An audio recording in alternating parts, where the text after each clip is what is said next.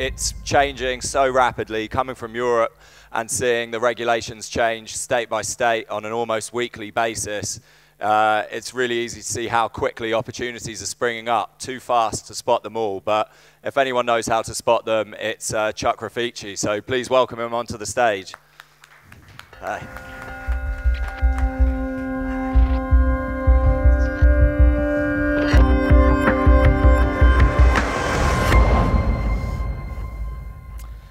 Hi, everyone. I said I'm Chuck Rifici, CEO and Chairman of Cannabis Wheaton. Today I'm going to talk a little bit about a company that's been around for a little less than a year. We're a company that's building a global cannabis platform. And we're really looking forward to what we can build. Cannabis Wheaton trades in the TSX Venture Exchange in Canada under the ticker CBW. We've raised over $200 million in capital to date, and our valuation's just under $1 billion. So Cannabis Wheaton started as a streaming company.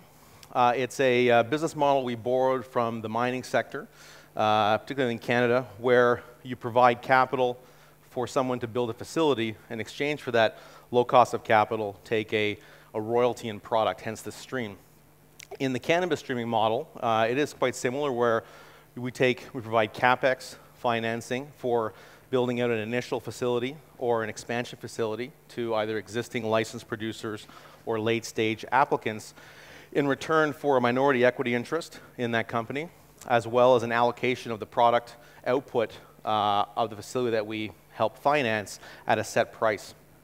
And so what that looks like, as an example, and this is how we actually kind of got on some of our early partners when this was a new type of deal or financing structure, was you'd probably end up giving up eventually majority of control of your company to get the capital you need to build a facility of that size. Enter Wheaton, and what we do is provide that capital, but let you build a 150,000 square foot facility, a 50% larger facility. So now you have an extra third of production. And so what we do is we provide that capital for less dilution than you would have if you were just building your smaller facility. So you get that extra third of the facility essentially for free. And then we take the economics of that facility through our stream, pay you your direct production cost plus a small percentage, and make that work. And so it's a net win for the partner, because you get access, you own more of your company, you get the economies of scale of operating a larger facility, and we get to buy that offtake for that percent of production. So we really provide a second set of eyes and due diligence to really assist our partners through the licensing execution of their business plan. Because, as most of you probably know, building out cultivation facilities is very capital intensive, requires a lot of skills, and usually takes about a year to build out your initial facility, and then 6 months for your first crop. So you're about 18 months in before you really see the fruits of your labor, and typically that initial fruit is not so ripe. And so it takes another year and a half for things to really develop. And the reason I feel for that is that you really have a mix of kind of three components. You have your staff, your genetics, and your facility, and they have to learn how to work together, and each site is different. And so it's easy to control for people and bring in better skill sets, better training over time, bring in better genetics, doing your own genetic modifications, but you're really stuck with that facility that you kind of do at the initial stage, and that's where most of your capital is going to go. And so that's where we really focus our efforts and provide a lot of value to our partners. And so Wheaton was founded by a collective of industry experts in various kind of risk verticals of building out cultivation facilities, whether operational, like myself, people that have worked or founded large licensed producers. On the legal and regulatory front, we took essentially the largest legal cannabis practice in Canada, the most successful one that acted for many producers and many international deals. They became in-house as founding partners of Wheaton. And then, of course, on facility design and construction, 50% of your cost of goods, your CapEx to build a facility is an HVAC. And so we have a second generation HVAC expert with particular cannabis expertise to help, again, de-risk that process. And then, of course, rounding out, you got to have cultivation expertise in a tight regulatory environment, as well as branding in a restricted advertising regime. And so we put that together. The Wheaton partners really benefit from, we essentially de-risk and accelerate their execution as they move towards building their facility, getting licensed, and their operations. And what's great is that because our streams are derived from our partners' production, we're completely aligned in getting value from them because their success is going to be our success in the quality of that product. And so with about over a dozen partners at different stages of licensing and development across Canada for our domestic production, we end up with a portfolio effect of diversification across all our production. Whether it's geographic diversification in a country the size of Canada, that can be useful just for distance reasons, but particularly with local governments wanting to foster domestic or local economic activity or buying local, there's some additional advantages. We have licensing diversification, which is kind of a built-in regulatory hedge just because of the amount of licenses that we have through all our various partners. And then, and probably most importantly, we have the combination of cultivation method and genetic diversification, because each one of our partners has a different plan of attack, a different, whether it's indoor, greenhouse, or hybrid greenhouse, eventually outdoor, different genetics. We really have the benefit of hindsight of field trialing these different packages of production and seeing which ones are really going to excel and deliver the most value, so that later on, as these people look to expand, we can bet on the winners and our platform becomes stronger over time. And so, as a result, we believe our funded capacity, which is the metric people tend to use now, do you have the cash to build the capacity that you've announced? So our funded capacity in Canada is probably the third largest, coming online over the next 12 to 18 months. And with that, we really believe that we have as we raise additional funds, get additional capital, and execute on our plan, we have a great built-in optionality into our platform to really expand a domestic platform to whatever size we feel the domestic Canadian market's going to need, as well as the domestic Canadian export market, feeding jurisdictions like we see in Germany, Australia, and other places. And we do that with a combination of several very large indoor grow projects, as well as greenhouse projects that have the ability to expand in aggregate to several hundred acres of domestic production. So we're able to build a lot of domestic production, and we're actually not really looking for more domestic production right now. And so this leaves us with a really nimble platform, because we don't know what the product market mix is going to be. Heard from our last presenters, we see where products are moving forward. We know, vape pens are getting very popular in the US, and I think will be a key product category. But fundamentally, we don't know what the mix of inputs are going to be that you're going to need, and so you need to balance your platform over time. But this is a 3-year cycle, so how do you best balance that? And so the way I kind of view, very generally, the kind of key production buckets is you have your high quality flower. And although the market is going to move away from flower predominantly, people that continue to smoke flower or vape it are going to want to only consume the best flower. So like any industry, there's always going to be room for high quality product. Then you have kind of your middle tier product. Maybe there's lacking certain attributes of a high quality flower, but it has a great cannabinoid profile or a great terpene profile. You're going to want to take that product and do a high kind of a whole plant extraction and preserve that aroma and that terpene effect, either for things like vape pens or on the medical product side, to really keep that entourage effect. And then you have your bottom third of products, which is always going to be a bottom third, and you're going to basically put that into extraction, into oil, into a distillate, and just basically strip out the terpenes and just get your THC and CBD and your raw cannabinoids, either for inputs into pharmaceutical products or into products like edibles, where most of the time you're not going to want to bring that weed terpene taste into it. And so knowing if those are your 3 kind of primary buckets, you have to kind of see how the market develops. And as we fund expansion for our partners, we're able to try to balance that load as we go into the evolving kind of rec system in Canada, as well as international markets as they unlock themselves. And so that brings us to our platform.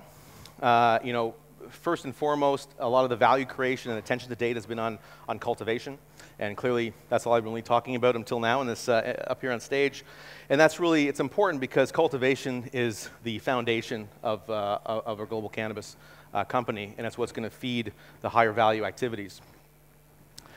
And that really starts with, we see our platform really looking at kind of 3 categories that drive value together.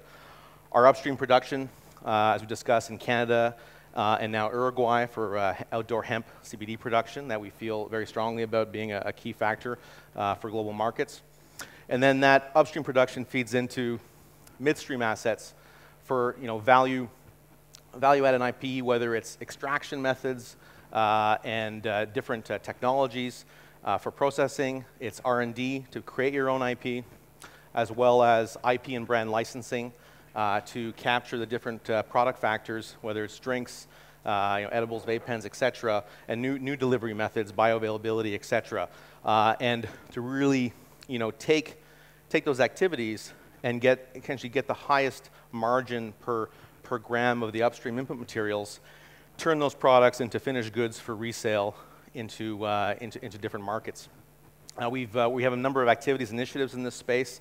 The most recent that we've announced is an equity investment in a company called Province Brands. They're developing a beer cannabis replacement or an alcohol killer, as they say. And we have many other, again, activities in that space that we think are going to be very important to building a global cannabis company. And then that feeds into downstream distribution and sales. As you build these products, build a domestic and international production, create the value-added products, you need places to put them. And so, whether it is Canadian domestic direct retail sales, which is a great high-margin sales, whether it's medical export through different global channels, as we already see Canadian companies doing and other companies now tapping into over a dozen countries around the world, and of course recreational in Canada that's coming to play, and then eventually global rec use, which will be the largest market in my view.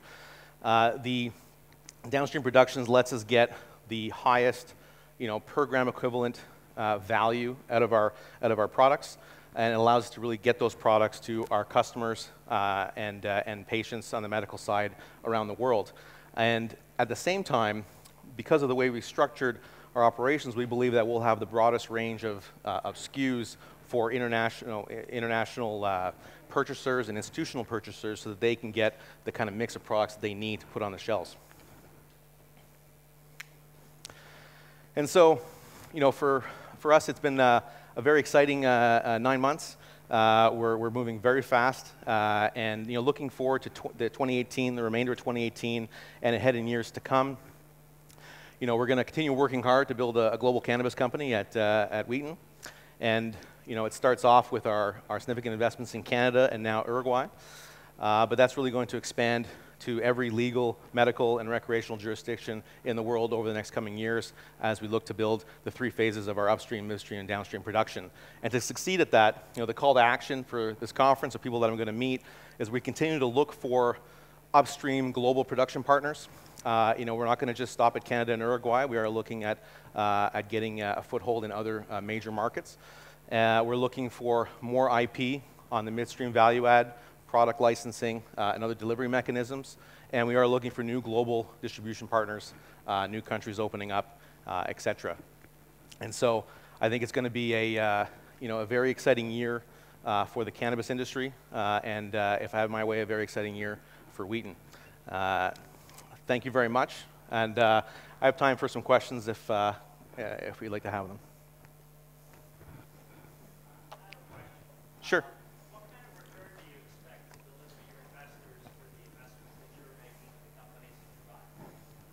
Yeah, so we have a number of partners. Some of them are started off with streams. We have joint ventures now where we still take a minority equity interest, and it's just another form of stream. But because it's not just capital, in the mining sector, streaming capital is actually capital of last resort, because you have a fixed amount of ore, and if you stream that off, you're giving up value. But with cannabis, you can always expand your facility, and so it's not a finite resource. The execution aspect is very important, and so the kind of base hurdle rate for any of our deals is an IRR of is over 60%, and so for every dollar we deploy, once you get through the year and a half kind of build out, etc., we'll see 60 cents a year on that, and our agreements are 10 to 99 years, so they're very accretive for us and our shareholders.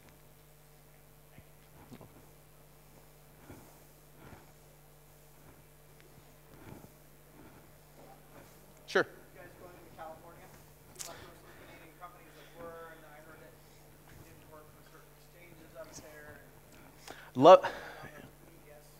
Yeah, I'd love to play in the U.S. We're not currently doing anything in the U.S. because we're listed on the TSX Venture Exchange, and they've taken a very, very strong line on their view of federally illegal jurisdictions. But I think California is certainly going to be a very interesting market. It's why I'm in the industry. In 2010, when California almost became the Colorado, that's really what awoke me to this opportunity. So, as long as our exchange takes that view, we're really blocked off. But I see tremendous opportunities in California. Hey, how are you, Chuck? I was wondering if you see the long-term ambition of your company as an operating brand company or as a conventional streaming company. Sorry, what was the last part? Whether you see the long-term ideation to be a conventional streaming company, like a mining stream company, or whether you envision that you will evolve and transition to become a more conventional operating and brand company. Yeah, I think it's moving slowly towards a more conventional operating and brand company. We see, today, and at least for the, until you see the global market develop more, production is incredibly important. You can have the best IP in the world, and I'm sure many people who've created some great product IP, you have to find a producer that's willing to allocate supply to put into that product. So right now, whoever the cultivators are, whoever has inventory is really driving the economics of those deals. Eventually, we are going to see more capacity come online. I still think, my personal view is it'll be 5 to 10 years before we really get kind of a global equilibrium, if you will, on the supply-demand curve. So I'm probably more bullish on there being a lack of supply longer than the average person. But until we see that, I think we're going to start seeing transition of value to infused products and to the kind of the midstream value creation.